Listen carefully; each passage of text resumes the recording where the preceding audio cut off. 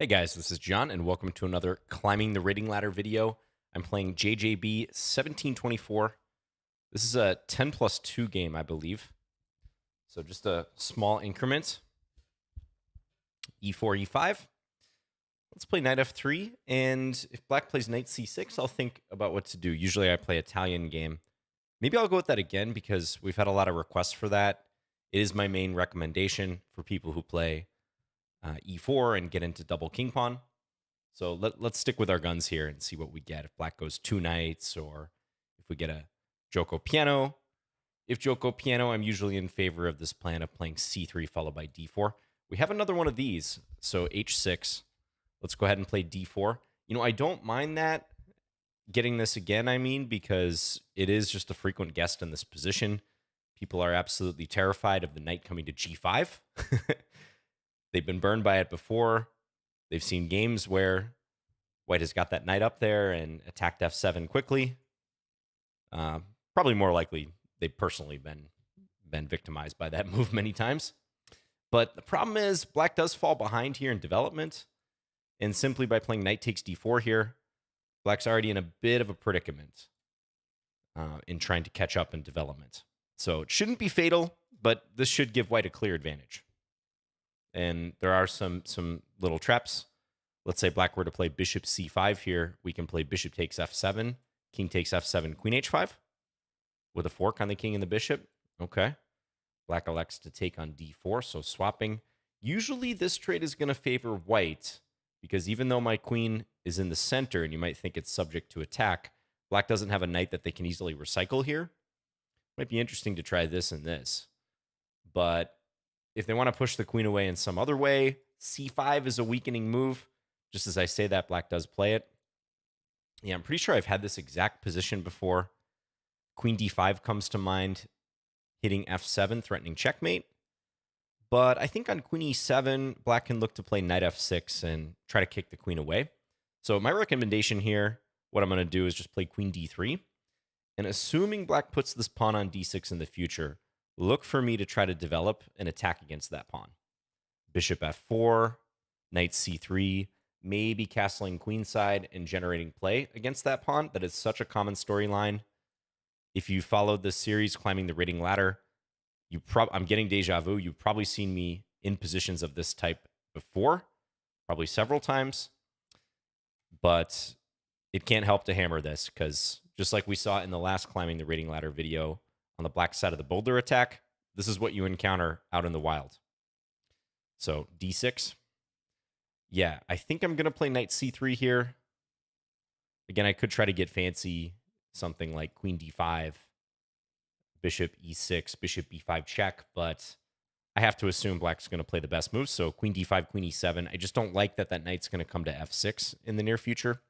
So to me, knight c3 and follow this blueprint, bishop f4. Maybe with castles queenside on the way, attack that backward pawn on d6. Problem with c5, the move that black played a couple moves ago. Although it hits the queen, everything else about that move is a negative. So yeah, it does push my queen around, but it creates a chronically weak d5 square.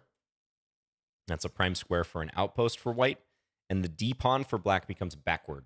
And given that it's naturally going to want to go to d6 to try to open up this light square bishop and connect the structure, that is a liability for black. That is a huge liability, and it might show in the balance sheet of their position. So queen a5. Thinking still stick to my guns here. Bishop f4. Again, vaguely considering a couple other options, like queen d5 could actually be interesting now because then, let's say queen d5, bishop e6, I can take on b7 with the tempo on the rook. So that's pretty nice. I also see on queen d5, if black goes queen c7, maybe they're running into knight b5, hitting the queen, hitting the pawn. Perhaps I can get this bishop f4 move going real quick thereafter. So I'm going to take a sip of coffee here and ponder my options.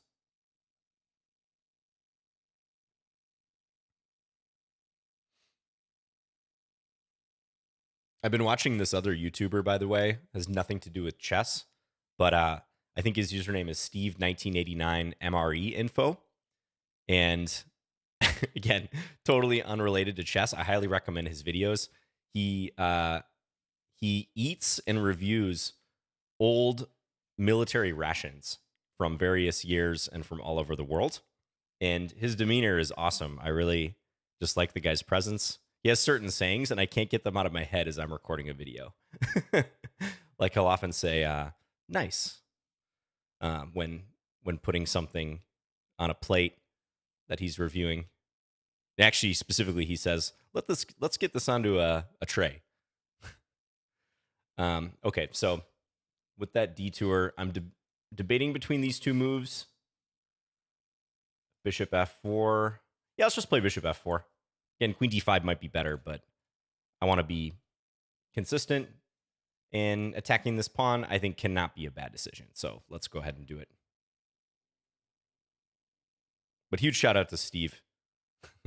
Check out his channel.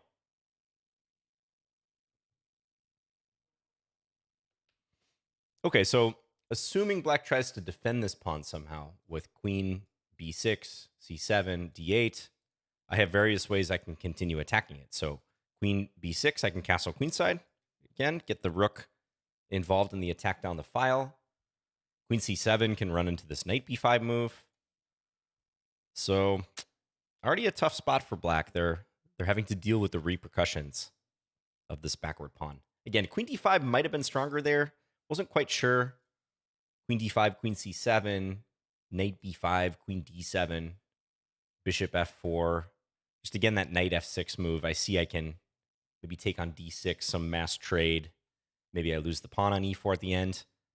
And since I know my position's already good, let's just play a developing move, get another piece in the game with tempo, and go about our business.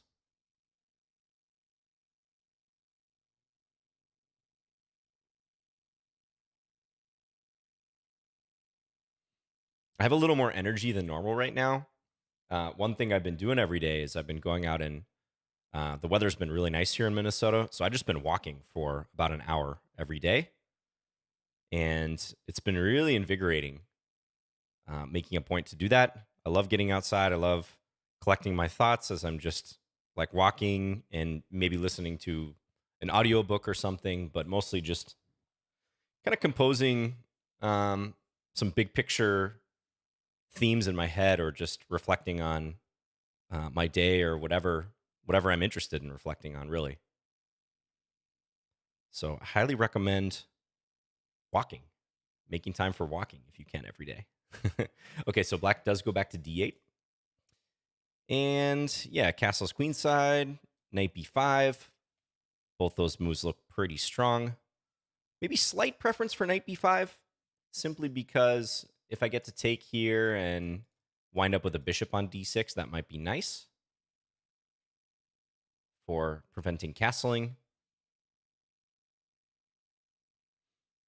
Yeah, multiple good options, though. Let's actually castle, because I'm thinking maybe I can get this knight to come to f6 and then play knight b5. Yeah, black does play this. So maybe now if I play this, bishop e7, knight takes d6, bishop takes d6, bishop takes d6. Black does not have a knight that can go to e7 to try to facilitate castling queenside. Now, I could take d6 right away. We'll have a big trade. I win a pawn out of that, but I'm looking for more here already, because I think this king being stuck in the center is going to be a big theme pretty soon. It already is. Another move I definitely should have considered is e5. Yeah, e5 would have been thematic there. Maybe black has knight h5 attacking the bishop, but point being on e5, black could not take, because I'm crashing through with queen takes d8. So, yeah, I probably should have had a look at that. I didn't see it until after I played knight b5. I don't know how e5, knight h5 would have turned out, but I definitely should have thought about it.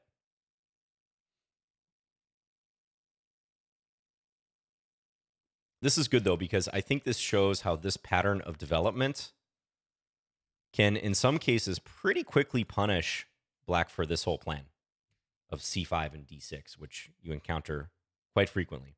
Okay, black plays knight takes e4. I think this is just desperation. Maybe already black feeling pressured to do something and not having a lot of good options. So that does temporarily defend d6, but it loses the knight for a pawn. Okay, bishop e7. I think I'll play knight takes d6 check and exploit the pin. King f8, knight takes f7. Any capture on d6 is good here. Bishop takes would be good too, would prevent black from castling. Rook takes d6 would hit the queen. So it's kind of dealer's choice at this point. Let's take with the knight. Give the check.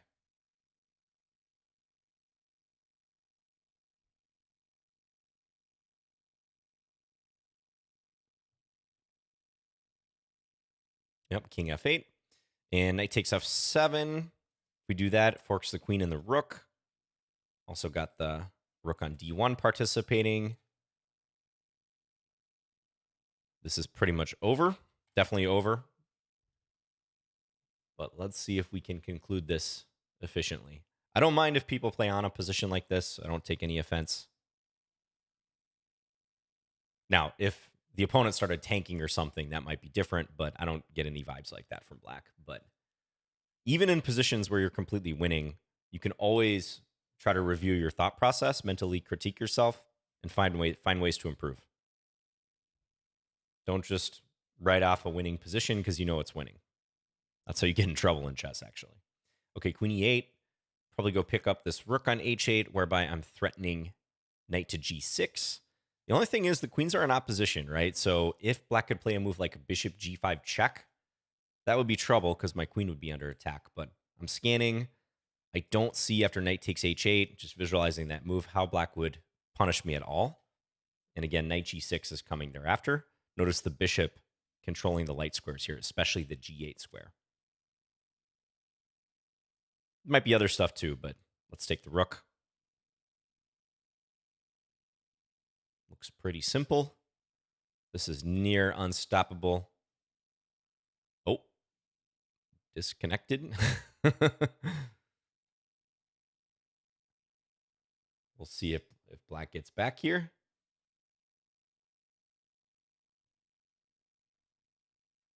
But that is nice that there is an auto resign if someone loses connection or rage quits or whatever.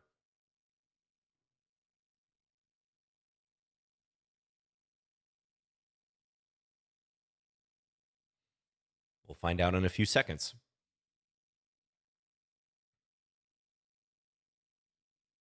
Okay, so we do get the victory. All right, so a one-sided game, no doubt about that. That happens in the Climbing the Rating Ladder series.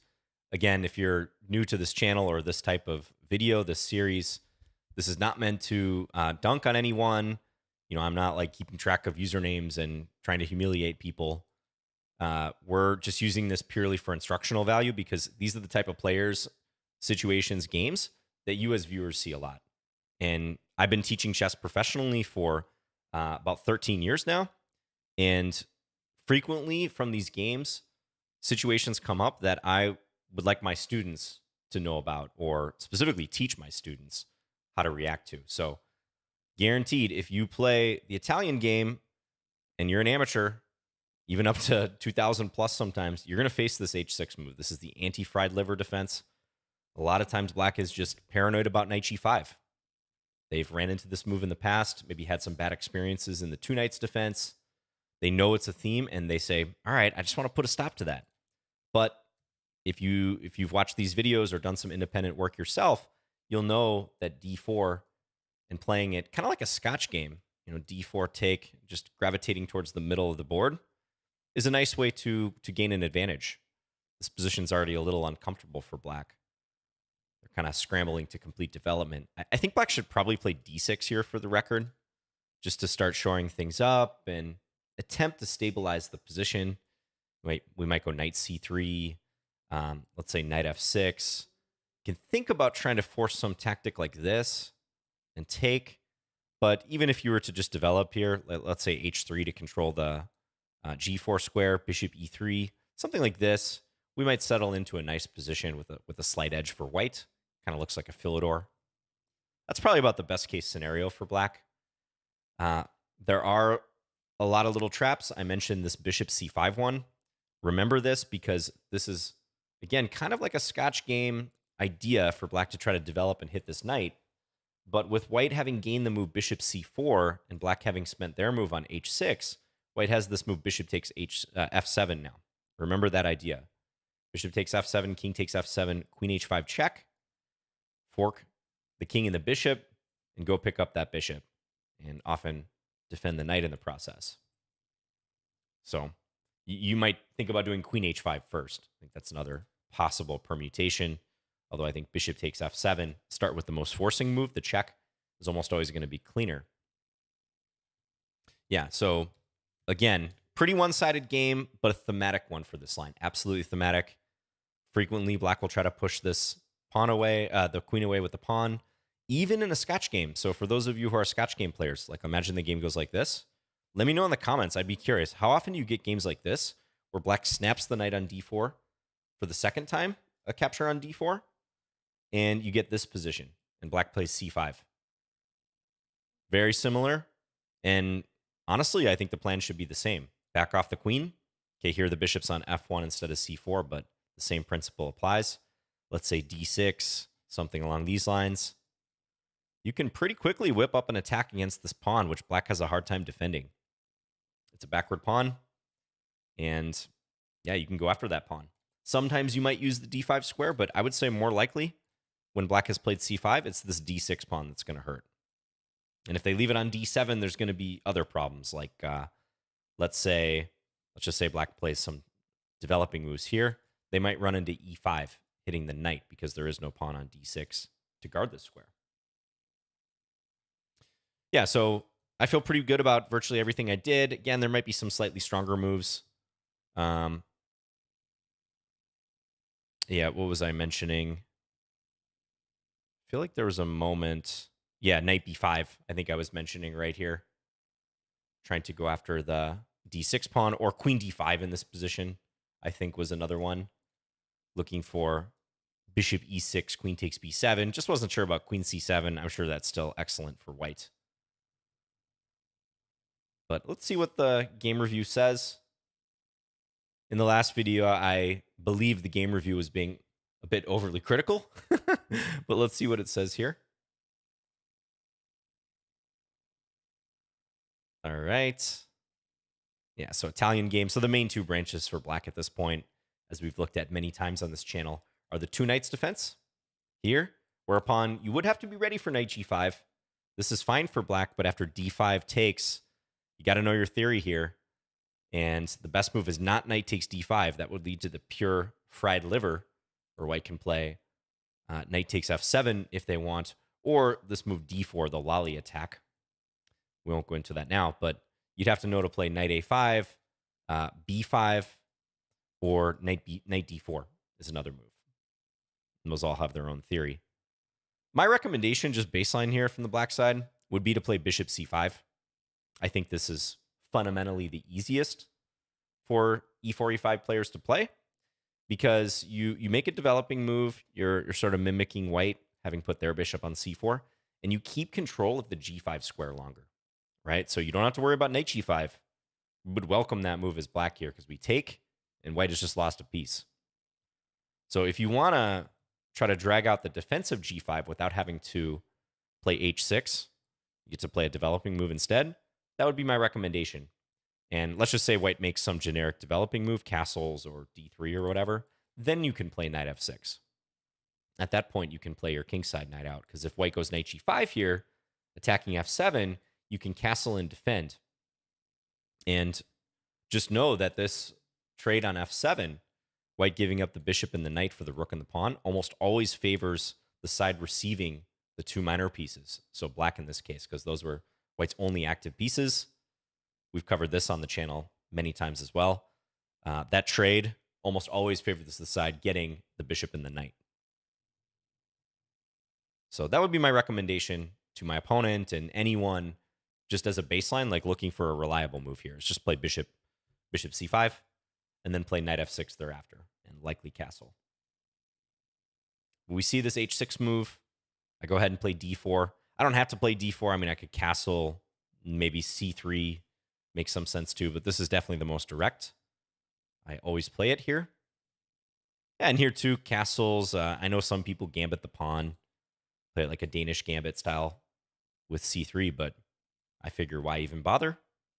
So knight takes d4. Wonder if we look at the opening book. Yeah, there's a smattering of games here, 16 games. I won't move my camera because it's not too important. But suffice it to say, white scores pretty well here. Yeah, 90%, I think you can see up there. So not a line you want to get involved in from the black side. And again, black can mitigate some of the damage by refraining from taking on d4 the second time. This is interesting. The engine's suggesting something like knight e5, knight f6.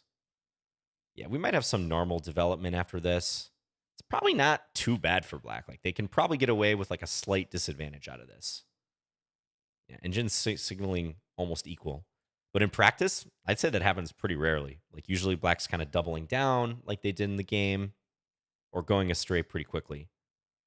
So knight takes d4, queen takes d4. Now, I know for a fact on this channel, we have a game where black played queen f6. I'll try to link that in the comments if I can. I played bishop e3 against that and tried to invite a queen trade on my own terms. So that is something I've seen before. Yeah, knight e7 is interesting. I mentioned that move because if black could kick the queen but refrain from weakening their structure, that would be a better outcome. So, I'd probably be looking at something like this, knight c6. Yeah, maybe queen d5, threaten checkmate. Yeah, let's say queen f6, e7, something like that. This also looks kind of vaguely familiar as well. So I might have a game with this too. But black plays the c5 move. Yeah, and that gets the full question mark from chess.com. That one I agree with. Chess.com assigning that a question mark. I pull back. Yeah, queen d3, just to keep my queen active. Again, queen d5 crosses my mind, but after queen e7, I didn't like that knight f6 was on the way with tempo. And I might want to leave this d5 square free for my knight in the future. So queen d3, yeah, d6, interesting d6, considered the best move here, but the damage has already been done. This is already about a +1 advantage for white. Yep, so I develop. Queen a5. Looks like a bunch of moves are good here. e5, castles, bishop b5. Yeah, I probably should have thought about bishop b5. Didn't consider that move at all. I think I autopiloted this phase of the game a little bit because I knew black was going astray and I knew I had several good options. But if I'm being fully honest with myself, I think I was a little lazy here. There's the e5 move coming up that I didn't really look at or give too much credence. Bishop b5, though, on second glance looks really good because if black wants to avoid moving their king right away, the only other move is bishop d7. That makes any sense, but they're going to have to move their king thereafter. I see, for example, I have this move forking these two pawns. But this was nice, too. I got to show the kind of standard setup, bishop f4. So if black had played, let's say, bishop e7 or something, we could follow this same plan just to show normal development, pile up on this pawn on d6. It's so nice to be able to castle, connect the two rooks, tuck your king, and get that rook engaged right away. So one thing you're really seeing with this whole operation against the d-pawn is that when you castle queenside, although it's more time-consuming to arrange because you have to move your queen, you get to include that rook on d1 in the attack oftentimes. Whereas when you castle kingside, the rook on f1 might be in the fray if the f file's open, but it's far less likely than the d file being open or semi-open. So it's kind of just an aesthetic, very pleasing way to play when you can get that rook involved right from the jump by castling queenside, securing your king, getting the rook in the game. Okay, so queen a5, bishop f4, queen d8, black goes back. Castle queenside looks good. Engine's also calling for e5, trying to bust open the position because if takes, there's bishop takes f7, among other things. Trying to deflect the king from the queen. But hard to argue with this. Yeah, knight f6. And here's where I refrained from taking on d6 because I just thought that was letting black off the hook a little bit easily, where it was just a pawn deficit and black could, for example, castle. I'm thinking, let's go for more here because I'm fully developed. We have almost all the pieces in the fray aside from this rook. So I played knight b5, but really I should have looked at e5. Saw that afterwards. Good job. Give yourself a pat on the back if you saw that before I did. Such a thematic move. It even conforms to my 2 points of contact mantra that I'm always trying to reinforce with you guys. Pawn breaks are so effective when you're attacking two things. So pawn takes, black gets mated. What happens if knight h5? Bishop b5 is good. Wow, look at this line. Bishop d7 and then e6. Who cares about the bishop on f4? Let's let's go for the attack here. Interesting. Yeah, because if take, probably take on d7 one way or the other. Oof, yeah, and black already has to give up the queen because this runs into... Oh, I was going to play knight d5, but this is far more effective. Mate in one. Yeah, knight d5 wouldn't even make much sense. Okay, so yeah, should have looked at e5 there, but knight b5, we get another attacker in the game. This is +3 already. Wow. And knight takes e4 gets the check mark from chess.com. Maybe they pulled back the the auto analysis, the harshness of it in response to my last video. Because I really thought it was hyper calibrated when I made that last video. It was given an accuracy to moves that I thought were completely fine and the engine was even agreeing with.